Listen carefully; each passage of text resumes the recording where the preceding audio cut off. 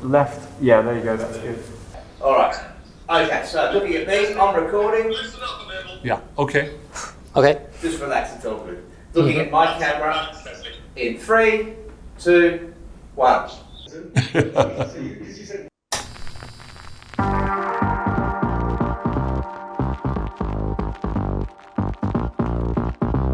What's really interesting is that the opportunities we're seeing today are very different from the opportunities 20 years ago. The circumstances are extremely fertile for growth. The numbers, the demographics, the size and scale of the opportunity, it's very difficult to see a similar opportunity almost anywhere else. We think that the inflection point is now.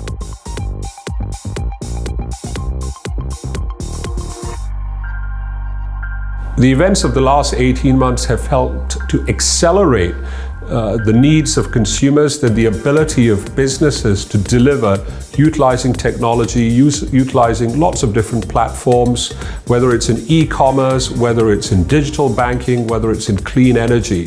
So companies that were positioned well for the future have found their business models have gone forward in 2 years what they expected to happen in 5 to 10 years. What it is about is companies reacting to the needs of consumers, companies that do not have sunk capital in legacy business models, companies that are able to utilize technology, innovation to leapfrog traditional business models to deliver what consumers want. What's fascinating about what's happening right now is the change is not concentrated in the traditional areas like technology. It's happening in a whole range of areas.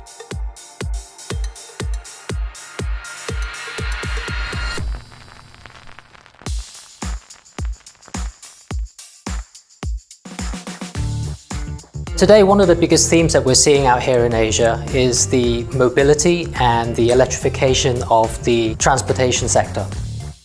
You've got the technology leadership. The producers here have been making these batteries for other applications for a good part of the last 2 decades. Asia is also the home to the leading battery producers. It has an extensive supply chain going from battery components, raw materials, intermediates, all the way through. We expect these Asian companies to maintain their leadership and push forth the global penetration of electric vehicles. The battery capacity that's oh, sorry, what was that?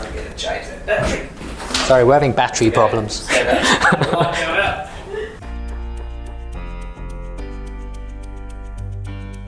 The Asian Pacific region harbors the world's second largest pharmaceutical market, China, which has a drug sales of $230 billion by 2020.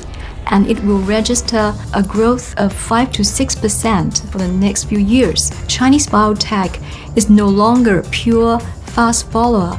Actually, they're striving to be on par with their global peers.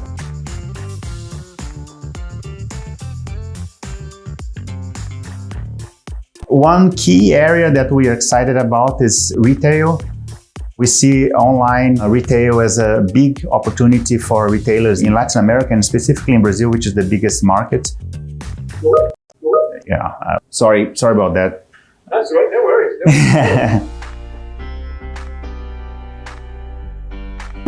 No worries. You put together this young, digital-savvy population with the fact that their needs are not being met. And I think what this means is there's a lot of opportunity for new players to come in and innovate.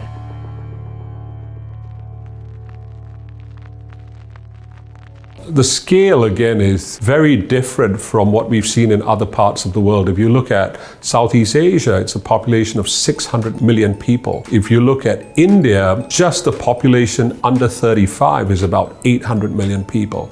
These are digital natives that are finding opportunities to access technology, opportunities to access financial services, opportunities to access aspirational products like education and luxury goods in a way that we've never seen before. Battery capacity today is about 0.2 terawatt hours, and we're expecting that to grow to 7 terawatt hours by 2030. That would involve almost $500 billion of investment.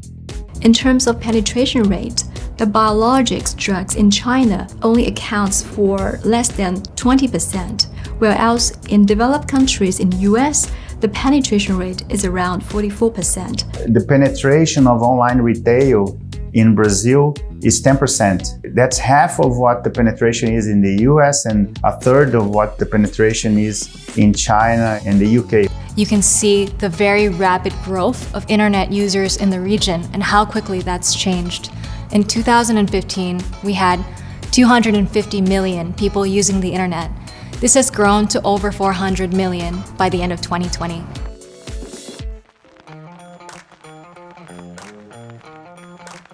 When we look back at this period, I think what we're going to see is actually a phase. Because of what happened with the pandemic, it's catalyzed change, it's catalyzed innovation, a greater focus on technology and the scalability of that technology opportunity in a way that means we're going to see a lot more growth, and this growth is going to happen faster and sooner, and these opportunities are happening today on the ground in places like Asia and Latin America.